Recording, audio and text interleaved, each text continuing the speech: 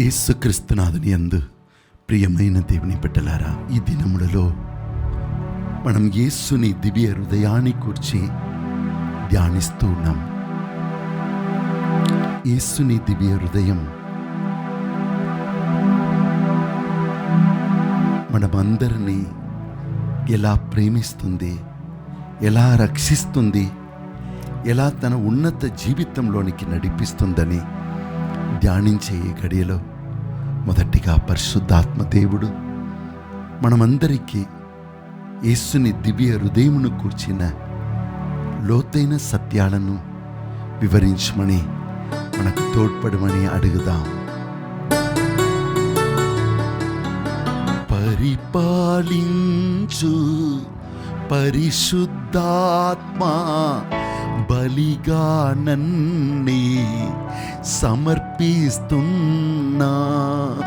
పరిపాలించు పరిశుద్ధాత్మా, బలిగా నన్నే సమర్పిస్తున్నా. పరిపాలించు పరిశుద్ధాత్మా, నా బలమై ఉన్నవాడా.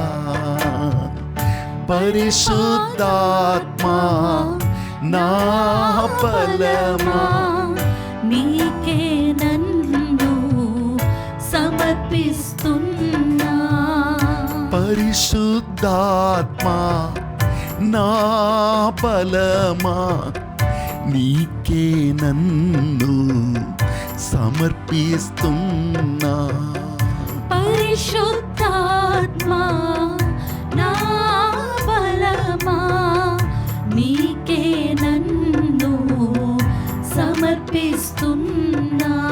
ఆరాధన ఆరాధన ఆరాధన ఆరాధన ఆరాధన ఆరాధన ఆరాధన ఆరాధన. తలంచే ప్రతి తలంపుడు నీ బౌవాలి.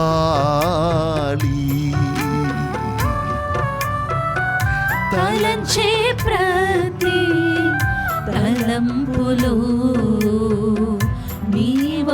నీవవ్వాలి. పలికే ప్రతి మాటలు ప్రభువా నిన్నే గణపరచాలి. పలికే ప్రతి మాటలు ప్రభువా నిన్నే గణపరచాలి. నడచే ప్రతి నడకలు ప్రభువా నీ చిత్తం నే చేయాలి. నడచే ప్రతి నడకలో ప్రభువాని చిత్తం నీ చేయాలి.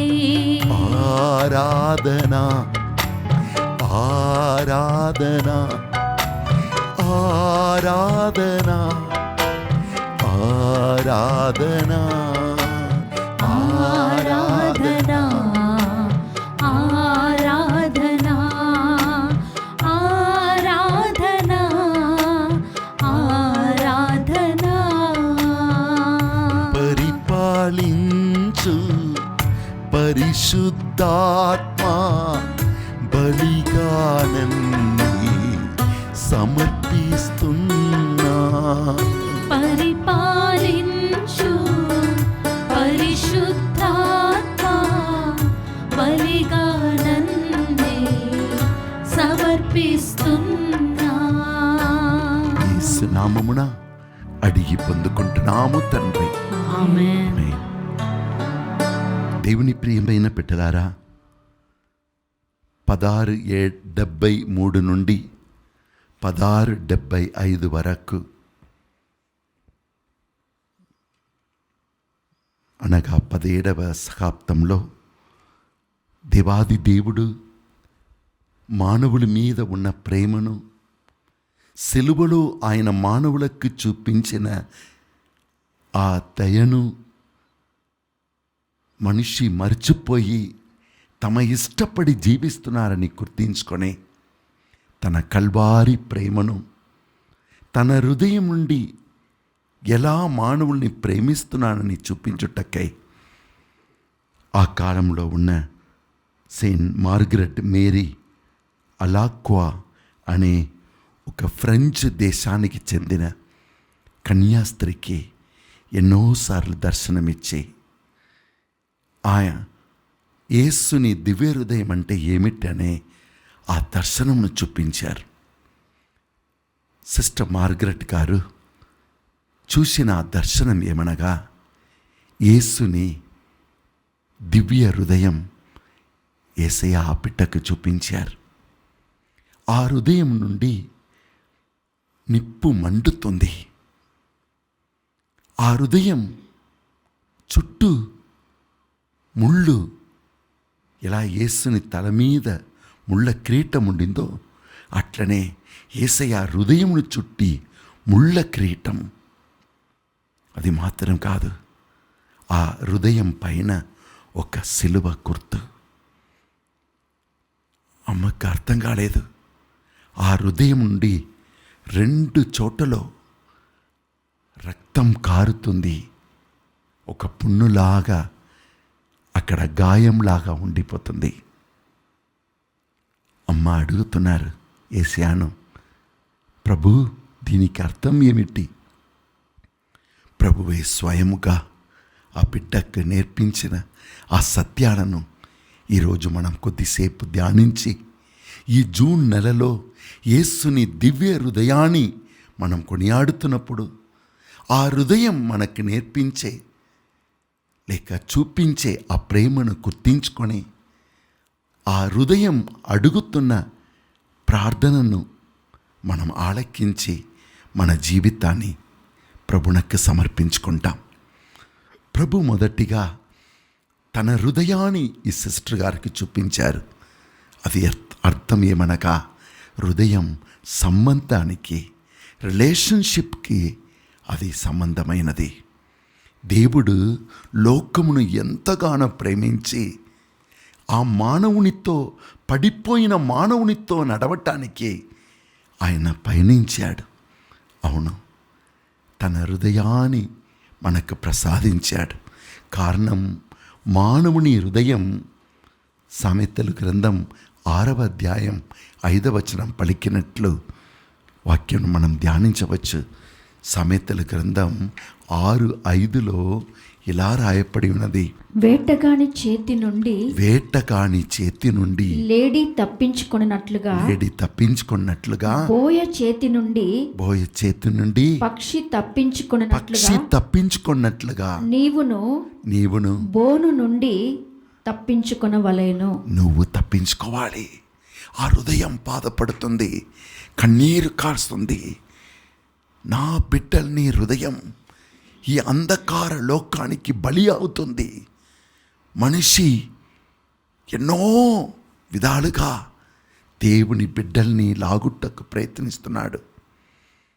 ఆ దినముల్లో టీవీ, అన్ని రకమైన మాస్ మీడియా ద్వారా మానవులందరూ సత్యమును మరిచిపోయి తప్పు దారిలో వెళ్ళినప్పుడు అన్ని రకమైన చెడు పుస్తకాలు, అన్ని రకమైన చెడు ఫిల్మ్స్, ఇవి అన్నిటి ద్వారా మానవుల్ని దుష్టుడు లాగుకొని పోయినప్పుడు దేవుడు మార్గరెట్ అమ్మకి చెప్పినది తన హృదయం.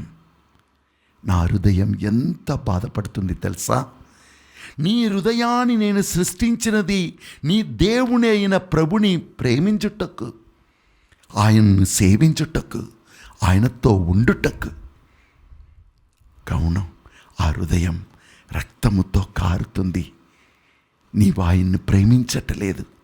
అందుకే దర్శన గ్రంథం 2వ అధ్యాయం 4వ వచనంలో ప్రభు పలుకుతున్నాడు యోహానుతో, ఒకప్పుడు నీవు చిన్నగా ఉన్నప్పుడు ఆరంభంలో నన్ను ఎంతగానో ప్రేమించావు, ఆ ఆరంభ ప్రేమ ఏమైపోయింది?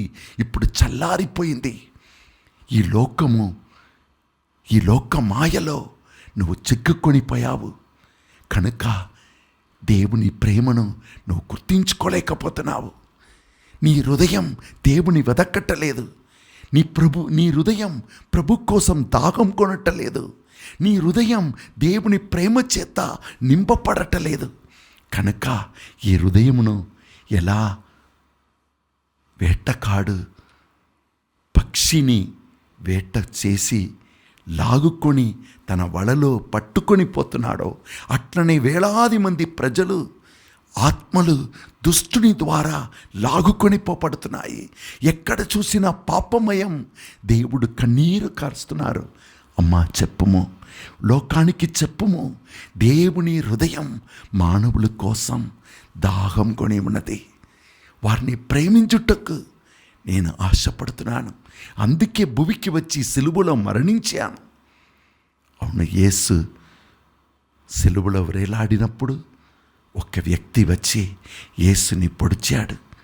యేసు చనిపోయాడని తెలిసి కూడా అప్పుడు యేసయ్య దేహంలో మిగిలిపోయిన రక్తం నీళ్ళు బయటకు వచ్చిందని యోగాను మనకు తెలియచేస్తున్నాడు. అవును, ఈరోజు కూడా ఆ హృదయం నుండి ఆ జీవజలమైన దేవుని మన్నింపు, ఆ హృదయం నుండి వచ్చిన రక్తము గల మన్నింపు, క్షమాపణ, పరిశుద్ధాత్మ అభిషేకము ప్రభు మనకు ఇవ్వటానికి ఆశపడుతున్నారు. కనుక దేవుని బిడ్డ ఆ యేసుని దివ్య హృదయమును చూస్తున్నప్పుడు ఆ హృదయం కోరేది నువ్వు, ఆ హృదయం కోరేది నీ స్నేహం. మర్చిపోక. కనుక ఆ హృదయానికి నిన్ను సమర్పించలేదంటే దుష్టుడు ఎలా వేటకాడు పక్షులను బంధించి లాగుకొని పోతాడో అట్లనే దుష్టుడు నిన్ను లాగుకొని పోతాడు. జాగరూకులై ఉండి ఆ యేసుని దివ్య హృదయ స్వరమును ఆలకించి దేవునికి సమర్పించు.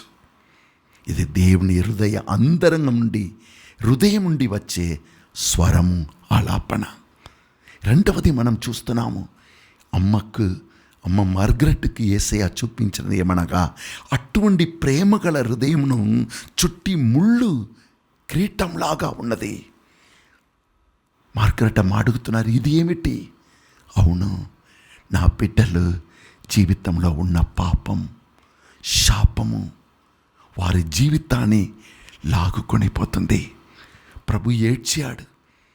ప్రతి నరుని పాపము ఆయన మీదికి వచ్చినప్పుడు, తండ్రి నువ్వు నన్ను మర్చిపోయావా? ఎందుకంటే పాపం భయంకరమైనది. అది మనల్ని దేవుణ్ణి దూరం చేయను, ప్రభుని ముఖం చూడకుండా చేస్తుంది. పాపం యొక్క వేతనం మరణము.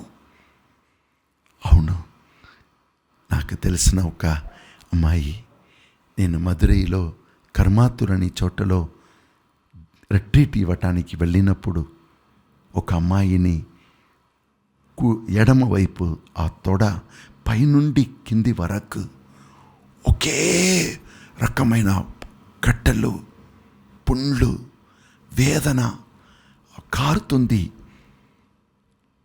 ఆమె దగ్గర ఎవ్వరు ఉండలేకపోతున్నారు. దుర్వాసన ఉంది. ఆమె వెనుక కూర్చొని వాక్యంను వింటూ ఉంది. సడన్గా ఆ రోజు యేసుని దివ్య హృదయమును కూర్చి పలికినప్పుడు మానవులందరూ చేసిన పాపాన్ని దేవుడే తన మీద మోసుకున్నాడు. కొందరు జీవితంలో రకరకమైన శాపాలను పొందుకుంటున్నారు.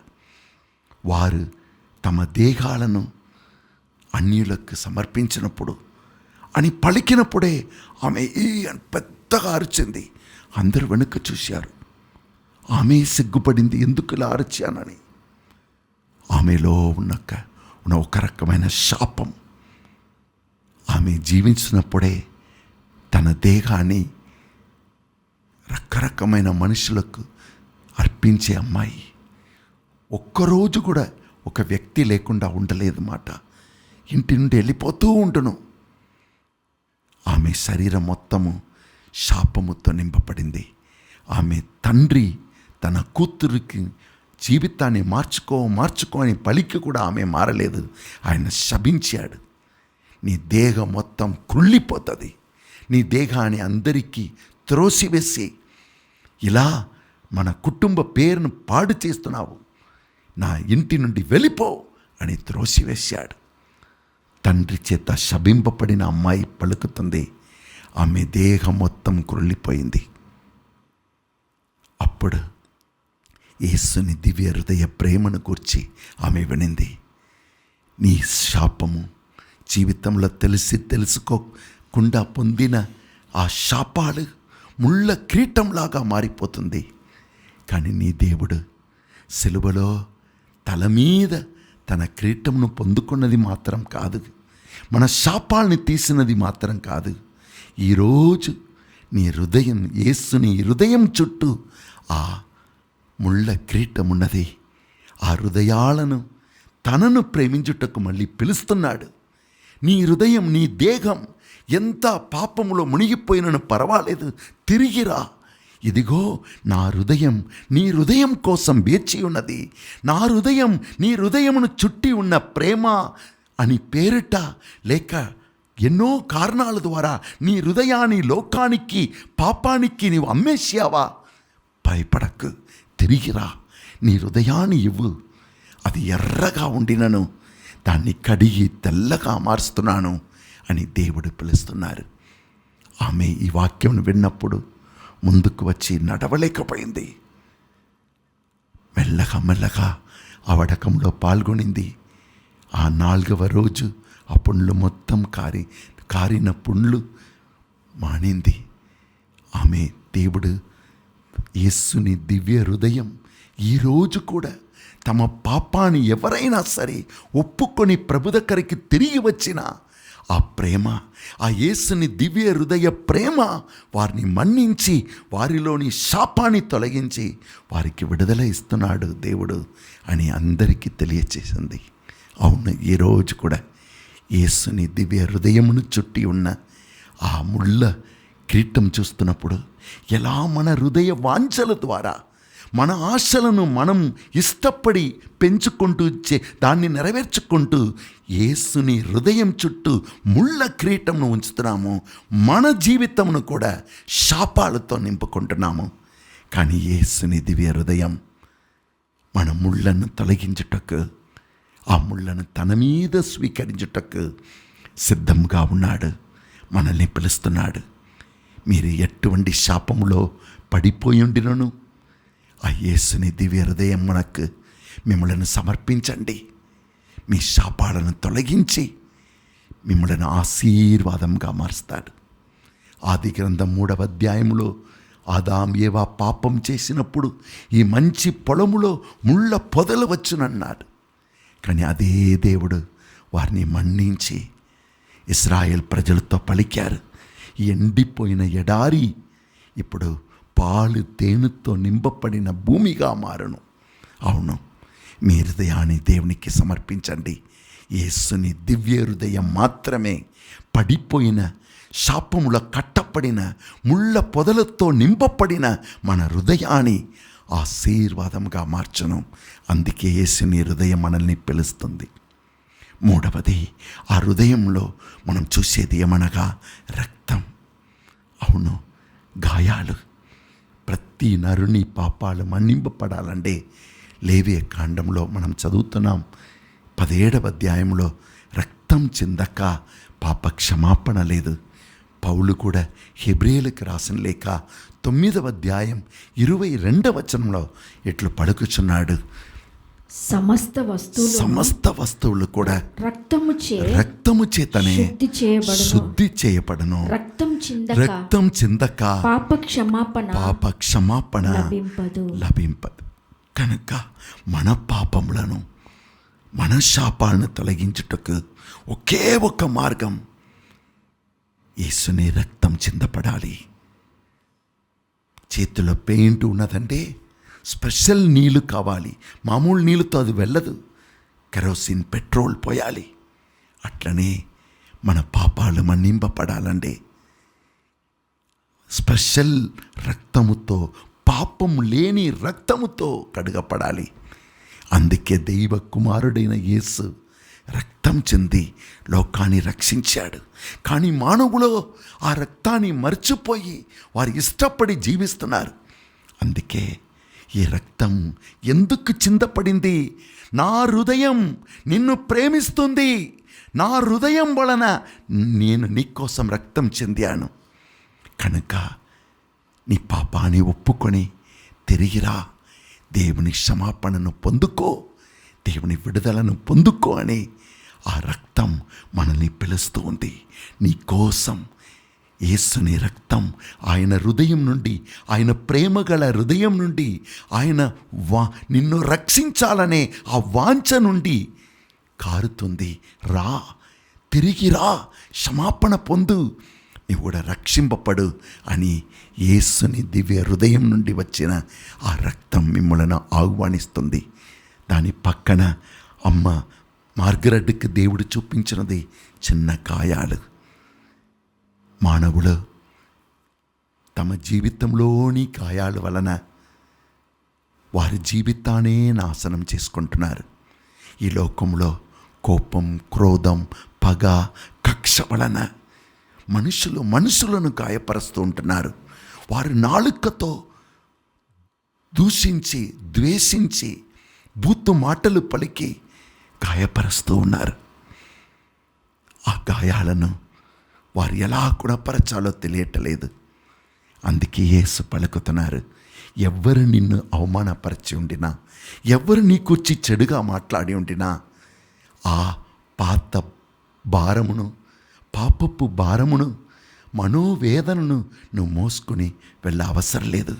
అవి అన్నిటినీ నీ దేవుడైన ప్రభువైన నాకు ఇచ్చేయి, నేను నిన్ను తాకి గుణపరుస్తాను అని యేసుని హృదయంలోని ఆ గాయాలు, మన జీవితంలో పొందిన ప్రతి దెబ్బలను, ప్రతి అవమానములను మన్నించలేని గుణాన్ని యేసయ్యాకు సమర్పించి, మనల్ని గాయపరిచిన వారిని యేసయ్యాతో కలిసి సిలువలో ఆయన ప్రార్థించాడు కదా, తండ్రి వీరిని మన్నించు అని నువ్వు కూడా ఒక్కొక్కరిని మన్నించు, ఆ గాయాల నుండి నువ్వు విడుదల పొందుకో అని ఆ యేసుని హృదయం మనల్ని ఆహ్వానిస్తుంది.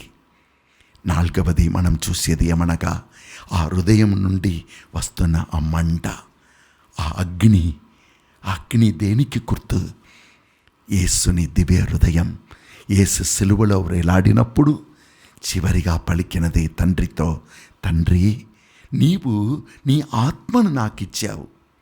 లూకా 4:18 ప్రకారం ఆ పరిశుద్ధాత్మతో అభిషేకింపబడి నేను మానవులందరికీ జీవం ఇచ్చాను, రక్షించాను, వెళ్ళిన అన్ని చోట్లలో ప్రజలకు విడుదల ఇచ్చాను, ఇప్పుడు ఆత్మను నీ చేతిలో సమర్పిస్తున్నాను అని సిలువలో తండ్రికి సమర్పించాను. ఇప్పుడు అదే ఆత్మను నీకు కూడా వసగుతున్నాను. ఆ అగ్ని దేవుని పరిశుద్ధాత్మకు గుర్తు. ఆ యేసుని దివ్య హృదయం నుండి ఆ పరిశుద్ధాత్మను దేవుడు మనకిచ్చి నశించిపోతున్న మనమందరినీ తన ఆత్మలో నడిపిస్తున్నారు. మోకరించి ఆ యేసుని దివ్య హృదయమునకు మిమ్మల్ని సమర్పిస్తారా? దానిపైన ఉన్న సిలువ, యేసు ఎలా తన సిలువ ద్వారా మిమ్మల్ని రక్షించినారు. ఒక్క నిమిషం మోకరించి ఆ యేసుని దివ్య హృదయానికి మిమ్మల్ని సమర్పిస్తారా? ఆ హృదయం దేవుడు మీతో స్నేహం చేసుకోవాలని, మీతో ఉండాలని, నువ్వు కావాలని కోరుతున్న ఆ ప్రేమకు గుర్తు. ఆ స్నేహమును నీ నుండి వెదక్కుతున్నాడు, దానికి గుర్తు. దానిలో ఉన్న ఆ ముళ్ళు నీ జీవితంలోని శాపాలను తొలగించి నిన్ను ఆశీర్వాదంగా మార్చుటకు ఆ హృదయం పిలుస్తుందని గుర్తు. ఆ యేసుని దివ్య హృదయంలోని అగ్ని ఆత్మకు గుర్తు. ఆ సిలువ దేవుడు ఈరోజు కూడా నిన్ను రక్షించుటకు పిలుస్తున్నాడు. ఆ యేసుని దివ్య హృదయానికి మిమ్మల్ని సమర్పిస్తావా? యేసుని దివ్య హృదయమా, హృదయములను నీ హృదయముగా మార్చుమా. యేసుని దివ్య హృదయమాన హృదిని నీ హృదిలా మార్చుమా. యేసుని దివ్య హృదయమామా హృదిని నిరుదిలా మార్చుమా. యేసుని దివ్య హృదయమాన హృదిని నీ హృదిలా మార్చుమా. ద్వేషము పగ ఉన్న చోటలో ద్వేషము పగ ఉన్న చోట్లలో మన్నించే హృదయం నాకివ్వు. మన్నించే హృదయం మాకివ్వు. భయము ఆందోళన నిండిన నారుదికి భయము ఆందోళన నిండిన నా హృదికి ధైర్యము రక్షణము దయచేయుము. ధైర్యము రక్షణము దయచేయుము. పాపములో కట్టపడిన హృదయాని నీ రక్తముతో కడిగి శుద్ధి చేయుము. యేసుని దివ్య హృదయమాన హృదిని నిరుదిలా మార్చుమా. యేసుని దివ్య హృదయమాన హృదిని నీ హృదిలా మార్చుమా. నా హృదిని నీ హృదిలా మార్చుమా. హృదిని నీ హృదిలా మార్చుమా. సర్వశక్తిగల సర్వేశ్వరుడు పితా పుత్ర పవిత్రాత్మ మిమ్ము దీవించి యేసుని దివ్య హృదయములో మీ హృదయాన్ని ఉంచి ఆయన సిలువలో మనకు ఒసగిన రక్షణమును విడుదలను ఆరోగ్యమును ఆశీర్వాదము అభివృద్ధిని పొంది విశ్వాసపు బిడ్డలుగా మీరు జీవింతురుగాక. ఆమేన్.